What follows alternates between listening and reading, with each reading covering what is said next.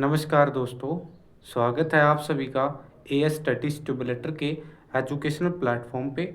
और ये वीडियो जो होने वाली है ये एचटेट 2025 एवीएस का सच में रामबाण होने वाली है। ठीक है, आप सभी को पता होगा कि ईवीएस कितनी इम्पोर्टेंट होती है एचटेट के पेपर में, या फिर किसी का भी कोई भी पेपर हुआ टीचिंग से रिलेटेड, उसमें ईवीएस आती है। ठीक है प्यारे दोस्तों, और भाई जो ये ईवीएस है एचटेट में पता नहीं कहाँ से आ जाती है, कहीं का प्रश्न कहीं पूछ लेते हैं। तो ये जो छोटी मोटी जो कन्फ्यूज़न है ईवीएस को लेकर हमें रहती है। तो प्यारे दोस्तों, ये वीडियो है आपके लिए रामबाण, और ये कुछ ज़्यादा बड़ी वीडियो नहीं होने वाली है। जो इस वीडियो के में मैं जो पढ़ाऊंगा, जो नोट्स हैं, वे मात्र 8 पेजों की हैं। अगर आप प्रिंट कराओगे तो वो 4 पेज पे लिख के आ जाएंगे। ठीक है, बहुत आसानी से, बहुत इजी वे से आपको सारा का सारा सिलेबस करवाया जाएगा।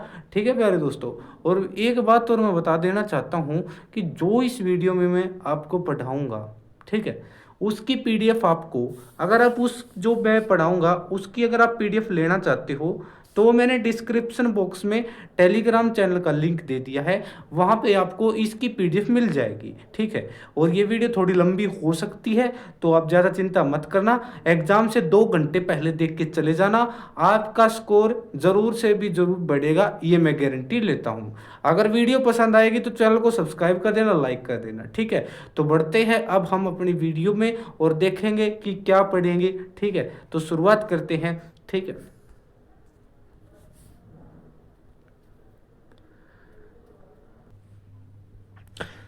पारिस्थितिकी एवं पर्यावरण, पारिस्थितिकी तंत्र।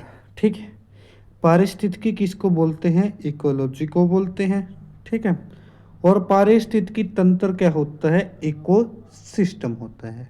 ठीक है, तो शुरुआत करते हैं आज की बेहतरीन क्लास की।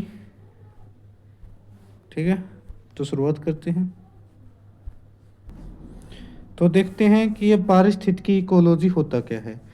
इकोलॉजी होता क्या है? पारिस्थितिकी जीव विज्ञान की वह शाखा है जिसमें जीव समुदायों तथा उनके वातावरण के मध्य पारस्परिक संबंध को अध्ययन करते हैं। ठीक है, जो ये हमारी इकोलॉजी है ये अर्नेस्ट हैक्कल ने दी थी। अर्नेस्ट हैक्कल ने इकोलॉजी सबसे पहले शब्द दिया था। ये पूछा गया है, प्रीवियस ईयर भी है आपका, तो आप इसे ध्यान से याद करना है। ठीक है, और ये कब दिया था? 1869 में इकोलॉजी शब्द गढ़ा था। ठीक है, उसके बाद बात करते हैं कि जो पारिस्थितिकी तंत्र है, जो इकोसिस्टम है, जो आपका इकोसिस्टम है, सर्वप्रथम इसका प्रयोग जी टांसले ने इकोसिस्टम शब्द को गढ़ा था, वही अर्नेस्ट हैक्कल ने इकोलॉजी को दिया था। ठीक है, 1935 में इकोसिस्टम शब्द एजी टेंसले ने दिया था। ठीक है, अब देख लेते हैं पारिस्थितिकी तंत्र के घटक कौन कौन से हैं। 2 घटक होते हैं, एक तो जैविक होता है प्यारे बच्चों, एक अजैविक होता है। जैविक घटक 3 भागों में बांटे जाते हैं: उत्पादक, उपभोक्ता, अपघटक। उत्पादक को प्राइमरी कंज्यूमर, प्राइमरी नहीं, प्रोड्यूसर कहते हैं। ठीक है, और उपभोक्ता को कंज्यूमर बोलते हैं। क्या बोलते हैं? कंज्यूमर।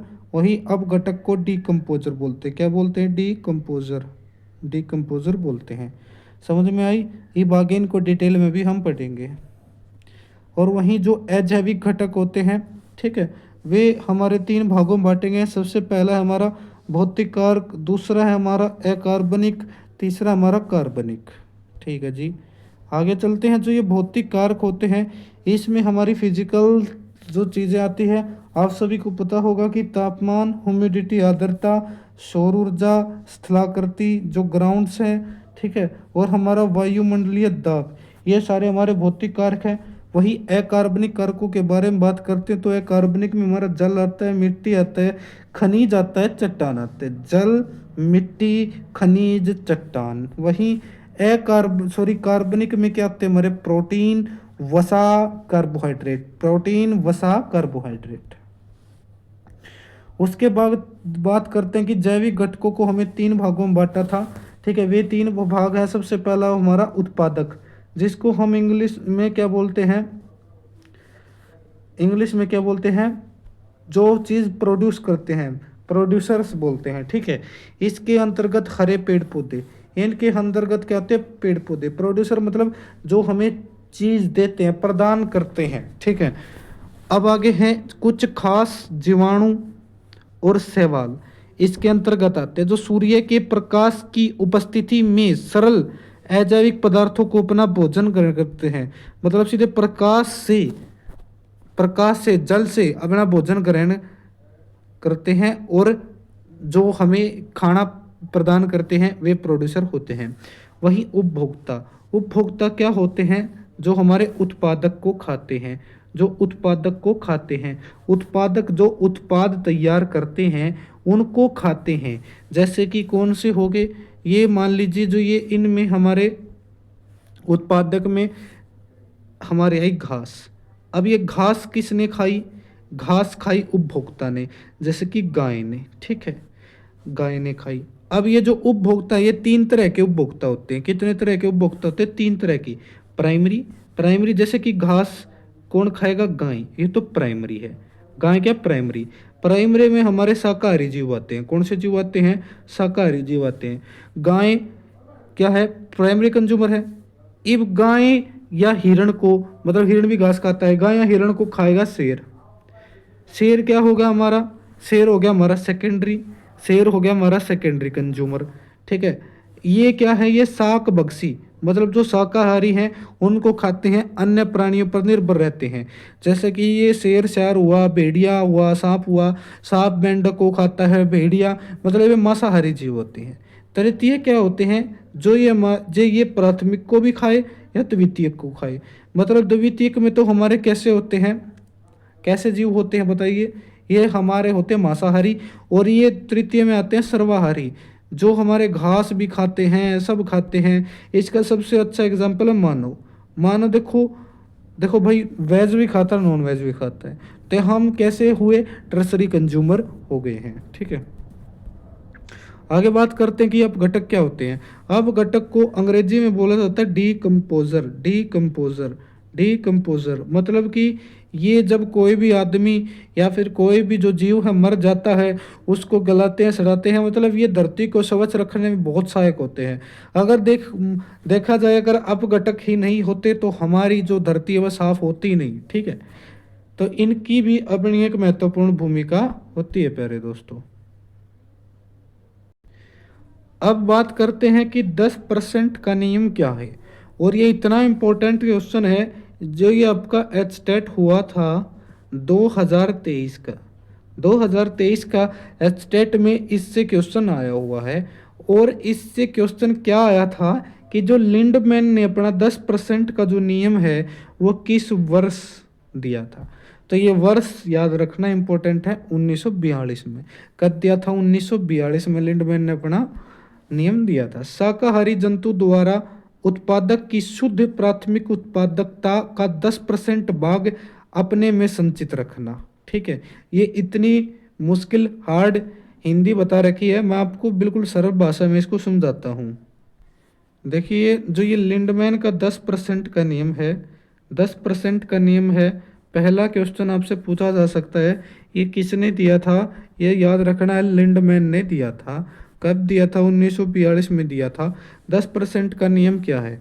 जैसे कि यहाँ पे कोई हिरण है, हिरण में जो एनर्जी है, अब उसको अगर शेर खाएगा तो उस एनर्जी का 10% ही हिस्सा शेर को मिलेगा। मतलब कि जो ऊर्जा का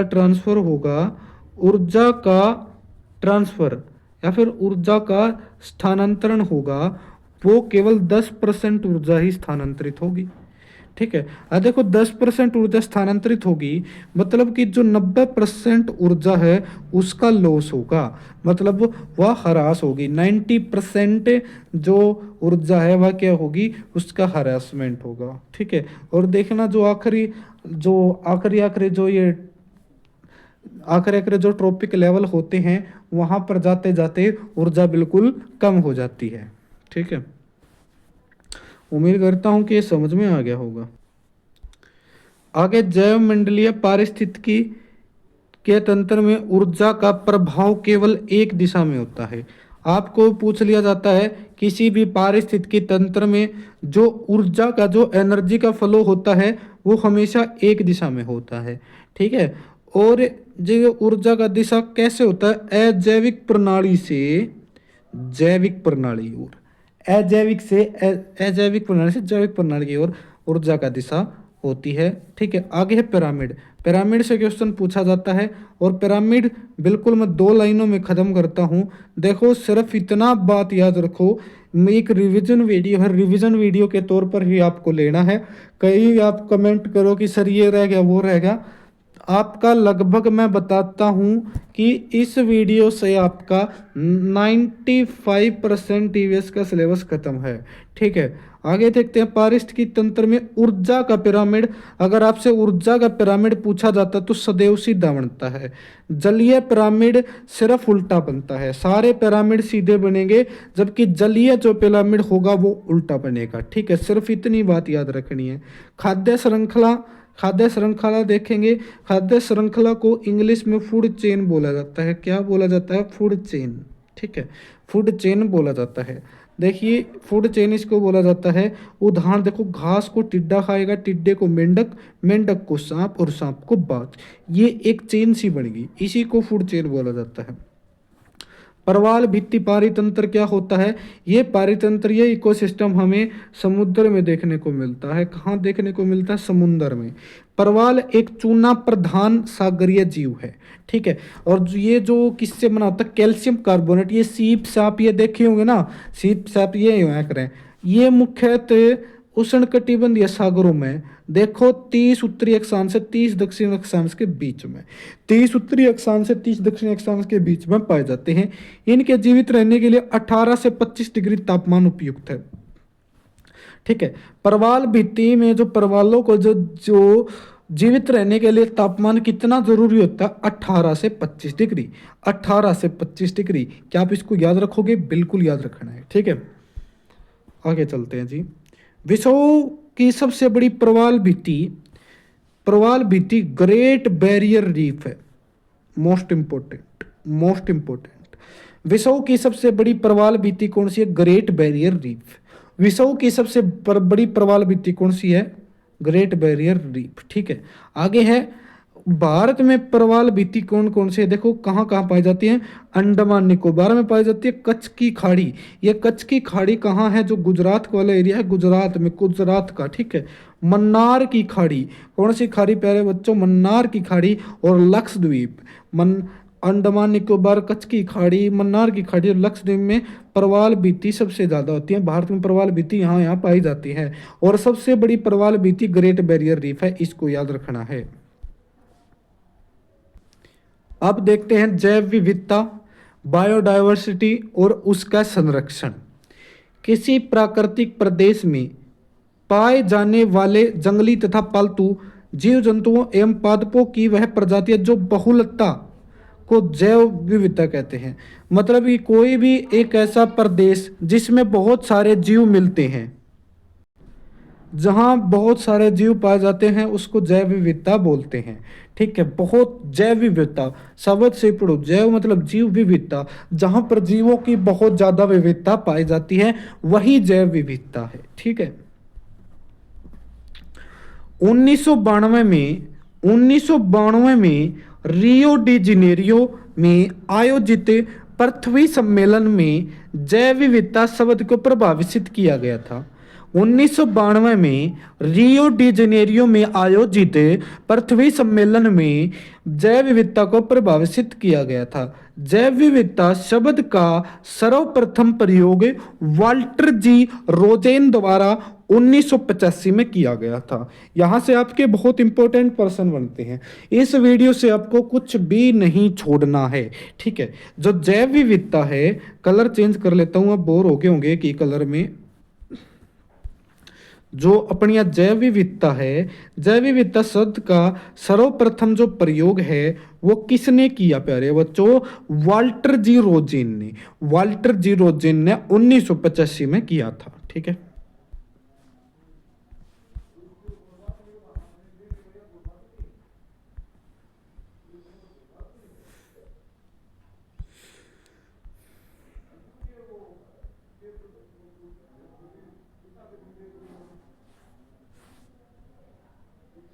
जैव विविधता का संरक्षण। जैव विविधता का संरक्षण देख लेते हैं। जैव विविधता का संरक्षण दो प्रकार से होता है, एक तो स्वस्थानीय संरक्षण, एक बाह्य स्थानीय संरक्षण। स्वस्थानीय मतलब कि स्वस्थानीय एक प्रकार से, जैसे कि कोई भी एरिया हो गया, वहाँ पे राष्ट्रीय उद्यान बना दिए, राष्ट्रीय पार्क बना दिए, अभ्यारण्य बना दिए। इसमें जैसे कि हमारे हैं राष्ट्रीय उद्यान को शामिल किया गया है।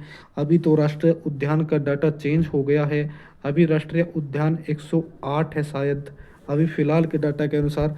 ठीक है, वन्य जीव अभ्यारण्य 566, जैव मंडल आगार 18। ठीक है, जैव मंडल आगार 18। ठीक है, इनके आसपास ही आपको संख्या देखने को मिलेगी। पवित्र उपवन में झीलें, ये सारे स्वस्थानीय संरक्षण होते हैं। बाह्य स्थानीय मानव द्वारा निर्मित होते हैं। बाह्य स्थानीय मानव जैसे जीन बैंक, बीज बैंक, निम्न तापीय संरक्षण। ठीक है, वनस्पति उद्यान, वृक्ष उद्यान, जंतु उद्यान और चिड़ियाघर। मतलब कि जो बाह्य स्थानीय हैं ये आपके मानव द्वारा निर्मित होते हैं, और जबकि स्वस्थानीय ये प्रकृति द्वारा ही होते हैं। ठीक है, उसके बारे में बात करते हैं, और भाई यहाँ से बहुत इंपॉर्टेंट क्वेश्चन आपके फ्लो चार्ट्स से देखने को मिलेंगे। देखिए प्यारे दोस्तों, ये जो सारी परियोजनाएं है ना, ये परियोजनाएं आपको याद रखनी है, और यहाँ से आपका इंपॉर्टेंट क्वेश्चन बनेगा। ये परियोजनाएं आपको सारी ही सारी आपको याद रख लेनी है। मैं एक बार सारी की सारी बता भी देता हूँ कि कौन सी परियोजनाएं हैं ये। ठीक है, सबसे पहले बात देखो, इनकी ट्रिक भी मैं बताने की कोशिश आपको करूंगा। जैसे कि ये कस्तूरी मृग परियोजना कब चलाई गई थी? 1970 में।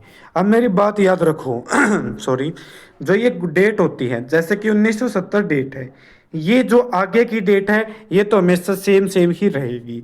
पिछली डेट याद रखोगे तो आपको फायदा रहने वाला है। देखो कस्तूरी मृग वह होता है जिसकी नाभि में कस्तूरी मिलती है और उसमें से खुशबू आती है। तो उसकी जो खुशबू है तो ये कैसी होती है मेरे प्यारे बच्चों? उसकी खुशबू होती है सुथरी। तो 70 याद रखो, सुथरी। देखो सेम साउंड आ रही है ना, सुथरी, तो उसको याद रखो 70। आगे देखेंगे गेंडा। ठीक है, गेंडे में क्या रहा? 1987। ठीक है, अब ऐसे याद रखो कि अब देखो गेंडा को याद रखो। इससे तो थोड़ी सी गंदे से ट्रिक बन रही है। गेंडा परियोजना 1987। गेंडा आपको क्या करता है? सताता है, तो 1987। गेंडा आपको क्या करता है? सताता है, तो 1987। आगे है हंगुल के है हंगुल परियोजना 1970। इसके पीछे भी 70 आ रहा है। हंगुल को कैसे याद रखोगे? हुंगुल को याद रखो बेंगल कैसी होती है? सुथरी होती है, 170 याद रखो। Project tiger 1973। ठीक है, वो प्रोजेक्ट टाइगर कब आया था? 1973 में आया था, और ये वर्तमान में 18 राज्यों और कुल 53 टाइगर रिजर्व में है। ठीक है, 18 राज्यों में कुल 53 टाइगर रिजर्व है। इसके तहत प्रोजेक्ट टाइगर के तहत 1973 में। ठीक है, आगे चलेंगे प्रोजेक्ट एलिफेंट 1992 में। ठीक है, एलिफेंट कहाँ रहते हैं? बन में रहा करूँ। ठीक है, गाना सुना होगा ना, बन में रहा करूँ। तो ऐसे याद रखो, जो एलिफेंट है कहाँ रहते हैं? बन में। तो 1992 में ये हमारा ये आया था। आगे है हाथी मेरा साथी अभियान 2011 में। देखो हाथी मेरा साथी ये कब आया था? 2011 में। कैसे याद रखोगे? जैसे कि ये हाथी है, हाथी के ये दो सींग होते हैं ना, ये 11 की शेप मान लो, ये भी एक, तो 2011 में ये आया था। ठीक है, शुभंकर गजू। ठीक है, आगे लाल पांडा परियोजना WWF के सहयोग से 1996 में। लाल पांडा योजना 1996 में चलाई गई थी भाई। ठीक है, कब चलाई गई थी? 1996 में। ठीक है, लाल पांडा 1996 में। देखो भाई कैसे है लाल पांडा, कैसे याद रखो? लाल पांडा कहाँ बैठता है? छान गाल का बैठा है, छान तो याद रखो क्षण में, छान गाल का बैठा है। आगे हिम तेंदुआ 2009 में। हिम तेंदुए के लिए परियोजना 2009 में आई थी। 2009 में हिम तेंदुए के लिए परियोजना कब आई थी प्यारे दोस्तों? 2009 में। कस्तूरी मृग ये ऊपर पढ़ लिया था 1970। और गिद्ध आड़ी इंपॉर्टेंट रहेगी, गिद्ध की और हिम तेंदुए की प्यारे बच्चों। हिम तेंदुआ 2009 में। ठीक है, हिम तेंदुआ ठीक है। हिम तेंदुआ, तेंदुओं को कैसे याद रखो, तेंदुए से आपको याद आ जाएगी तोंद। देखो तोंद, क्या तुम्हारी तोंद बड़ी है? No no no no no no no, मेरी तोंद नहीं बड़ी। तो हिम तेंदुआ परियोजना 2009 में आई थी, ठीक है प्यारे बच्चों। उसके बाद याद रखते हैं हम कि गिद्ध, गिद्ध गिद्ध परियोजना कब आई थी? 2006 में, ठीक है। ऐसे याद रखो गद्द, गद्द देने के मार दिया, छक्का मार दिया। गिद्ध से याद रखो गद्द देने के मार दिया 6। गद देना मतलब बैट बॉल खेल रहा था, मतलब क्रिकेट खेल रहा था एक छोरा, उन्हें गद देना छक्का मार दिया। क्या मार दिया? गद देना छक्का मार दिया। समुद्री कछुआ, समुद्री कछुआ, समुद्री कछुआ कब आया था? 1999 में। समुद्री कछुआ प्रोजेक्ट 1999 में आया था, ठीक है भाई। आगे Ganga dolphin, Ganga dolphin, Ganga dolphin परियोजना कब आई थी? गंगा डॉल्फिन परियोजना ये आप कमेंट करके बता देना, ठीक है। गंगा डॉल्फिन परियोजना कब आई थी? अगर मगरमच्छ का कब आया था? 1974 में। देखो देखो मगरमच्छ, मगरमच्छ ये कहावत पड़ी ना, मगरमच्छ के आंसू, मगरमच्छ के आंसू मतलब वो आदमी कैसा होता है? झूठा होता है, चोर होता है, चोर से 74, चोर से 74, याद रखना, ठीक है। इस प्रकार से आप ही नहीं याद रखते तो सभी को उम्मीद करते कि सारे के सारे आपको ना याद हो गए होंगे, ठीक है। अब देखते हैं अब हम देखते हैं मेरे प्यारे बच्चों, भारतीय प्रमुख पर्यावरण अधिनियम, प्रमुख पर्यावरण अधिनियम। सबसे पहले हम देखेंगे कि भारतीय वन संरक्षण अधिनियम, क्या देखेंगे? वन संरक्षण अधिनियम कब आया? वन संरक्षण अधिनियम हमारा आया था 1927 में। भारतीय वन अधिनियम, सॉरी वन अधिनियम की बात कर रहा हूँ मैं, वन अधिनियम, वन अधिनियम आया था 1927 में, 2007 में, ठीक है। देखो क्योंकि आप ऐसा याद रखो, वन अधिनियम क्यों आया? क्योंकि वन होने लग रहे थे कम। इन वनों को बढ़ाने के लिए सरकार बोली हमारा 2-7, हमारा 2-7, भारतीय वन अधिनियम हो जाएगा याद। उसके बाद आते हैं वन्य जीव सुरक्षा या संरक्षण अधिनियम 1972। ये वन्य जीवों की सुरक्षा क्यों करनी थी? क्योंकि उनकी जिंदगी क्या करनी थी? बेहतर, और बेहतर से आपको याद आ जाएगा 72, ठीक है। हर एक चीज ट्रिक से कराऊंगा। जैव विविधता अधिनियम, जैव विविधता, अब देखो कैसे याद रखोगे? 2002 में, अभी याद कैसे आएगा? देखो ये भी 20 है, अगर आप ऐसे पढ़ोगे तो 20 लगेगा, और ऐसे पढ़ोगे जब भी 20 लगेगा, पर इसमें है ना विविधता, तो इसी प्रकार ऐसे याद रखो कि 2002 में जैव विविधता का वो आया था। ये छोटी मोटी चीज आपको ना ऑप्शन फाइंड करने में बहुत हेल्प करती हैं, ठीक है। चाहे आपको ये कैसी भी ट्रिक लगे, पर मैं बता रहा हूं, जब मेरा एचटेट का पेपर था मैंने ऐसी ऐसी ट्रिक बनाई थी और इन्होंने मेरी सबसे ज्यादा मदद की थी, ठीक है। और मेरा जो ईवीएस में जो स्कोर था भाई, मेरा ईवीएस में से 30 में से 26 स्कोर था, ठीक है। और ऑल ओवर स्कोर हमारा था 104 था, ठीक है, एचटेट में। हिमालय, भारत में जैव विविधता हॉटस्पॉट, भारत में जैव विविधता हॉटस्पॉट कौन कौन से हैं? एक तो हिमालय क्षेत्र है, पहला हॉटस्पॉट है। दूसरा इंडो बर्मा है, ठीक है। मैं बता रहा हूँ कि कितने हॉटस्पॉट है, पहले एक बार देख लेते हैं कि कितने हॉटस्पॉट हैं आपके। जैव विविधता हॉटस्पॉट है, क्योंकि यहाँ से आपका क्वेश्चन बनता है, ठीक है। ये हमारे हॉटस्पॉट हैं, 1 2 3 4, 4 हैं। एक तो हिमालय क्षेत्र है, इंडो बर्मा का क्षेत्र है, सुंडालैंड है, ये अंडमान निकोबार द्वीप में है, और पश्चिमी घाट एवं श्रीलंका का क्षेत्र है, पश्चिमी घाट एवं श्रीलंका का क्षेत्र है। आपको ये जैव विविधता हॉटस्पॉट बता देने हैं, ठीक है। आगे है रामसर कन्वेंशन, रामसर कन्वेंशन देख लेते हैं, यहाँ सभी क्वेश्चन आपका बनता है। सारे की सारी रामसर साइट्स आपको पढ़ने की जरूरत होती नहीं की। देखो रामसर ईरान में एक स्थित नगर है, रामसर ईरान में स्थित एक नगर है, और इसका मुख्यालय ग्लैंड में है। कहाँ है? ग्लैंड स्विट्जरलैंड में, ग्लैंड स्विट्जरलैंड में, ठीक है। विश्व आर्द्र भूमि दिवस 2 फरवरी को मनाया जाता है। भारत में इसके 75 स्थल हैं। कितने हैं? 75 स्थल हैं। आर्द्र भूमि के संबंधित है ये रामसर कन्वेंशन, ठीक है। हस्ताक्षरित भारत ने कब वो किया था? ये भारत की नहीं बता रहा जी। और रामसर कन्वेंशन हस्ताक्षरित कब हुआ था? 2 फरवरी 1971 को, 2 फरवरी 1971 को हुआ था। उसके बाद हम बात करते हैं कि भारतीय पर्यावरण संरक्षण के लिए चलाए गए प्रमुख आंदोलनों की बात करते हैं और यहाँ से आपका क्वेश्चन बनता है। सबसे पहले हम बात करते हैं बिश्नोई आंदोलन की।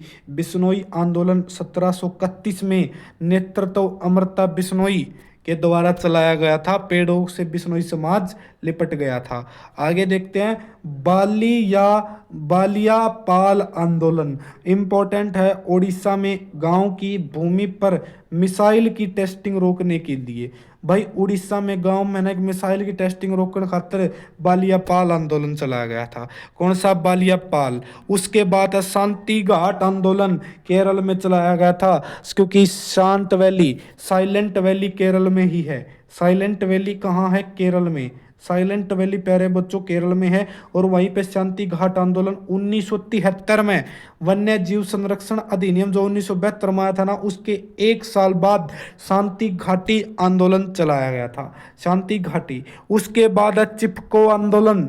चिपको आंदोलन 1974 में, और शांति घाट आंदोलन के एक साल बाद 1972 के एक साल बाद शांति घाटी आंदोलन 1973 में केरल में चलाया गया था। और उसके एक साल बाद चिपको आंदोलन उत्तराखंड के रैणी गांव से आंदोलन का जो नेतृत्व है सुंदरलाल बहुगुणा और गोरा देवी तथा चंडी प्रसाद भट्ट ने कराया था। ये नाम याद रखने हैं क्योंकि ये उन दिग्गजों के नाम है जो जिन्होंने पर्यावरण के लिए अपना एक महत्वपूर्ण योगदान दिया है। ठीक है। सुंदरलाल बहुगुणा का नाम याद रखना है, गोरा देवी का नाम याद रखना है, और चंडी प्रसाद भट्ट का भी आपको नाम याद रखना है। मैती आंदोलन की शुरुआत कहाँ हुई थी? मैती आंदोलन की शुरुआत भी उत्तराखंड में हुई थी। किसने करी थी? कल्याण सिंह रावत ने। कल्याण सिंह रावत ने मैती आंदोलन की शुरुआत करी थी उत्तराखंड में। कल्याण सिंह रावत ने उत्तराखंड में इसकी शुरुआत करी थी। आगे है जंगल बचाओ आंदोलन, बिहार में चलाया गया। जंगल बचाओ आंदोलन कहां पे चला गया? बिहार में जंगल बचाओ आंदोलन चलाया गया 1980 के दशक में। 1980 के दशक में जंगल बचाओ आंदोलन चलाया गया था। उसके बाद है नवधान्य आंदोलन 1982। जैव विविधता संरक्षण एवं जैविक खेती को बढ़ावा देने के लिए, जैव विविधता संरक्षण और वह जैविक खेती के बढ़ावा देने के लिए कौन सा आंदोलन चलाया गया? नाम है उसका नवधान्य आंदोलन। नर्मदा बचाओ आंदोलन वेरी वेरी इंपॉर्टेंट। 1989 में इसका नेतृत्व मेधा पाटेकर ने किया था और बाबा आमटे ने किया था। ठीक है। और अरुंधति राय ने नर्मदा बचाओ आंदोलन। अगर इसमें से जो इम्पोर्टेंट मैं मार्क करता हूँ तो वो सबसे पहला इम्पोर्टेंट है बिश्नोई आंदोलन, और चिपको आंदोलन इम्पोर्टेंट है, नर्मदा आंदोलन इम्पोर्टेंट रहेगा, मैती आंदोलन इम्पोर्टेंट रहेगा, जहाँ से आपसे, और शांति आंदोलन भी इम्पोर्टेंट रहेगा। ये आपके सबसे इम्पोर्टेंट हैं और ये जो बच गए हैं उनको भी याद करके चले जाना, क्या पता अगली बार आपसे इनमें से पूछ लिया जाए। ठीक है। तो आगे है अपिक्को आंदोलन। ये कर्नाटक में चला था पिक्को, और इसका पांडुरंग हेगड़े ने इसका नेतृत्व किया था। प्यारे दोस्तों समझ गए? आगे चलते हैं।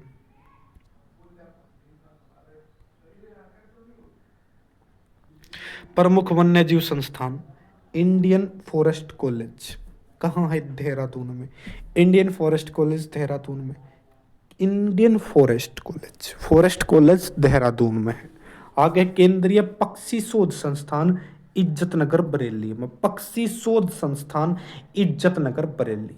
भारतीय वन सर्वेक्षण, वन का सर्वेक्षण करना है देहरादून में। देखो फॉरेस्ट और वन की बात आती है तो उनका जो कॉलेज या केंद्र है देहरादून में है। ठीक है। आगे है भारतीय प्राणी विज्ञान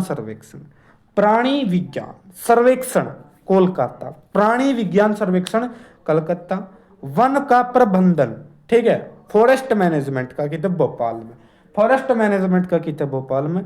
वनस्पति हो गया, या फिर आपसे पूछ लिया जाए प्राणी विज्ञान या वनस्पति। प्राणी विज्ञान या वनस्पति कहाँ है? कलकत्ता में। सलीम अली पक्षी विहार, सलीम अली को बर्डमैन ऑफ इंडिया बोला जाता है, और ये कोयम्बटूर में है। ठीक है। राष्ट्रीय पर्यावरण अभियांत्रिकी अनुसंधान संस्थान, राष्ट्रीय पर्यावरण अभियांत्रिकी है नागपुर में। ठीक है, पर्यावरण अभियांत्रिकी का नागपुर में। भारतीय वन्य जीव अनुसंधान संस्थान देहरादून में। वन्य जीव पूछ ले, फॉरेस्ट पूछ ले, वनस्पति का पूछ ले, फॉरेस्ट कॉलेज पूछ ले, वनस्पति पूछ ले, देहरादून में। और नागपुर में एक और, नागपुर में अब पर्यावरण अभियांत्रिकी, ठीक है, नाग अभी यही है, अभी यही है, ऐसे याद रखो। पर्यावरण शोध संस्थान नागपुर में। राष्ट्रीय पर्यावरण शोध संस्थान भी नागपुर में है। पर्यावरण शोध संस्थान कितने प्यारे बच्चों, नागपुर में है। आगे पूछ लिया जाता है भारतीय वन्य जीव संस्थान देहरादून में। पारिस्थितिकी विज्ञान केंद्र बंगलुरु में। इकोलॉजिकल सेंटर जो विज्ञान है, साइंस सेंटर है हमारा इकोलॉजी का, वो है बंगलुरु में, ठीक है।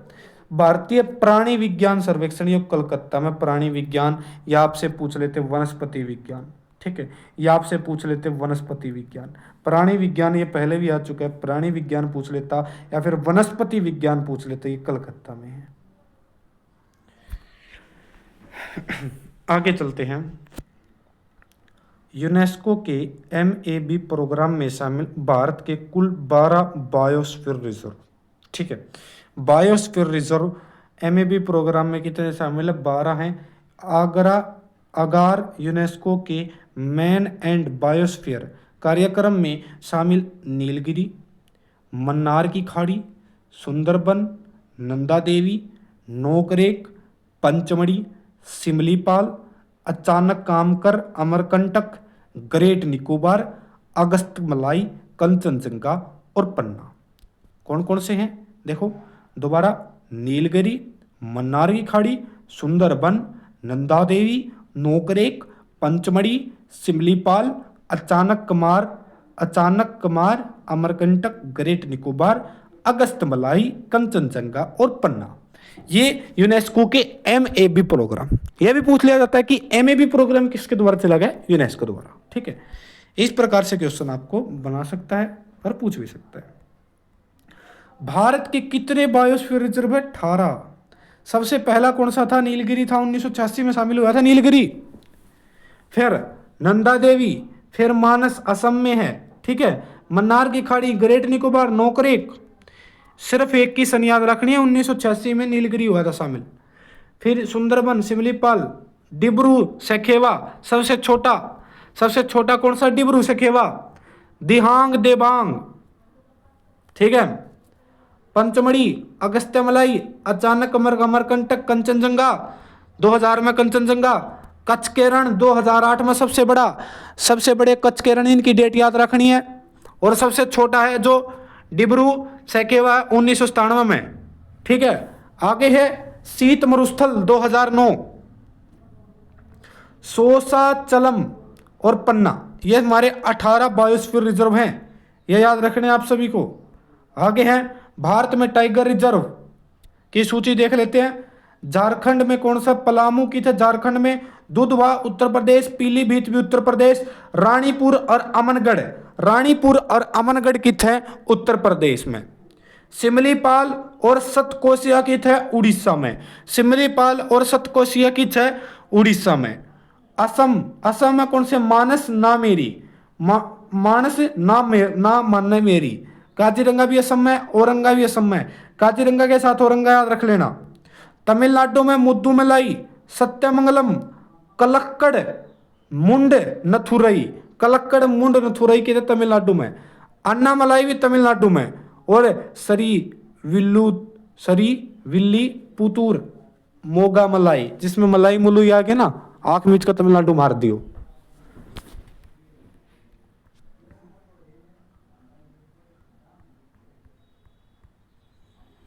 पश्चिम बंगाल में सुंदरबन और बुक्सा। ऐसे याद रखो, बक्से कहाँ पे दर्ज जाते हैं, बंगले में तो पश्चिम बंगाल। बिहार में एक वाल्मीकि, मिजोरम में दाम्फा, राजस्थान में रणथंभौर, सरिस्का, मुकुंदरा हिल्स, रामगढ़ और विषधारी। राजा कैसा होता है, विषधारी होता है, याद रखो। छत्तीसगढ़ में इंद्रावती, अचन कमार,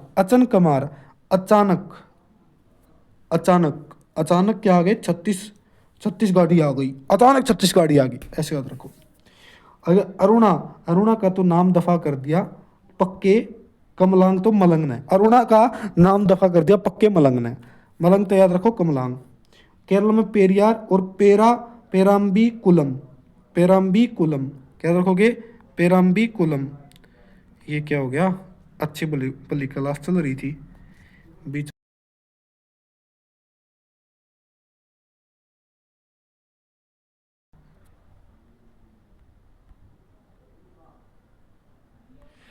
एक मिनट रुको भाई, एक मिनट, ये क्लास बीच में कैसे होगी, रुक जाओ। हाँ अब चलेगा सही। आगे चलते हैं भाई। तेलंगाना में कौन सा है, तेलंगाना कावल और अमाराबाद। तेलंगाना में कावल, कावल और अमाराबाद। आंध्र प्रदेश में नागार्जुन सागर और श्रीशैलम, नागार्जुन सागर श्रीशैलम एक ही है। मध्य प्रदेश में पन्ना है, कान्हा है, पेच है, बांधवगढ़ है, सतपुड़ा है और संजय डुबरी है। और कौन सा है, संजय डुबरी। महाराष्ट्र में मेलघाट है, तडोबा है, पेच है, सह्याद्री है, नावगांव है और नागजीरा है, अरपोर है। ठीक है, महाराष्ट्र के याद रखो, मेलघाट, तडोबा, पेंच, सह्याद्री, नवगांव, नागजीरा और बोर, ये सारे हमारे कित हैं, ये सारे हमारे महाराष्ट्र में। ठीक है मेरे प्यारे दोस्तों, समझ में आ गई। आगे भाई उसके बाद देखेंगे कर्नाटक में कौन सा, बांदीपुर कित है, बांदीपुर है कर्नाटक में। कर्नाटक के देख लेते हैं, कर्नाटक के बांदीपुर, पतरा, दांडेली अंसी और नागरहोल, पीलगिरी और रंगनाथ मंदिर। उत्तराखंड के कारबेट है, राजा जी है। उत्तराखंड के कौन से कारबेट है और राजा जी है। ठीक है, और हमारे करते हैं नेक्स्ट वीडियो में। ठीक है, चलो।